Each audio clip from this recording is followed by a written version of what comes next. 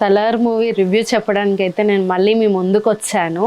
So ఆ movie గురించి డీటెయిల్డ్గా ఎక్స్ప్లెయిన్ చేయాలంటే ఒక్క మాటలో నేను చెప్తాను బ్లాక్ బస్టర్ హిట్ అని.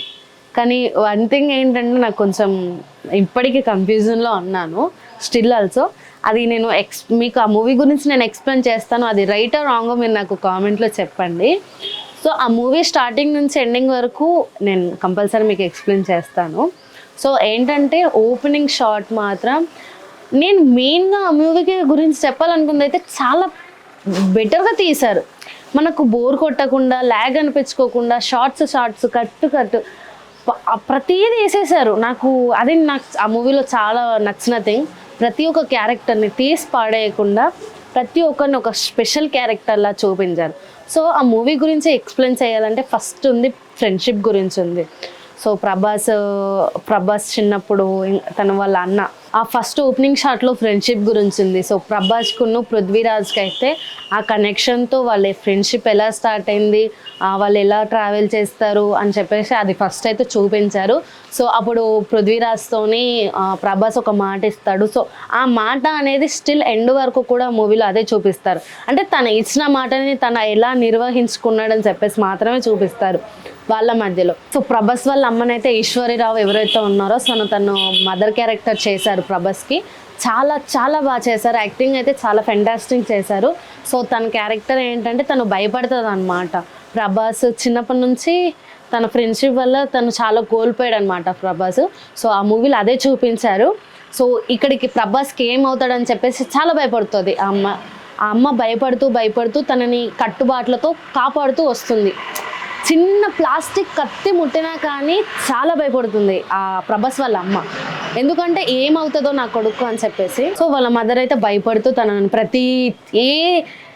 ఒక ఫైట్ చేసే మూమెంట్లో ఆపేస్తుంది. సో అలా హీరోయిన్ శృతి హాసన్ ఎవరైతే ఉన్నారో హీరోయిన్ ఎంట్రీ తర్వాత సో హీరోయిన్ని వాళ్ళు రౌడీస్ తీసుకొస్తారు. రౌడీస్ దగ్గర నుంచి ఒక అంకుల్ కాపాడి ప్రభాస్ వాళ్ళ అమ్మ దగ్గరికి తీసుకొచ్చిన తర్వాత టీచర్ జాబ్ కోసం అని చెప్పేసి నటించి వాళ్ళ అమ్మ దగ్గర ఉంటారు. సో వాళ్ళ అమ్మకును హీరోయిన్కి పడదనమాట.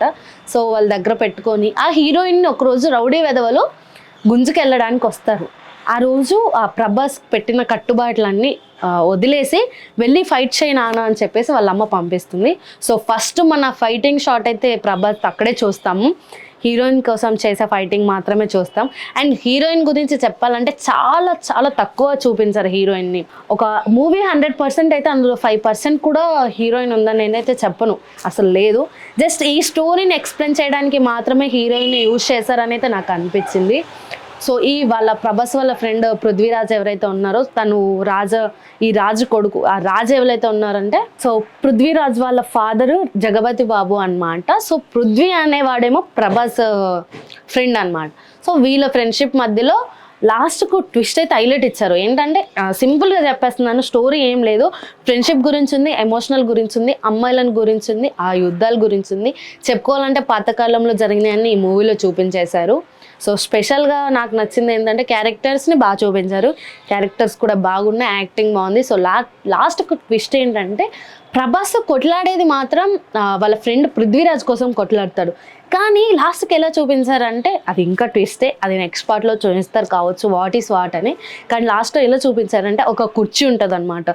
ఆ కుర్చీ కోసం ప్రతి ఒక్కరు ప్రతిగా స్పెషల్గా పోరాడతాడనమాట.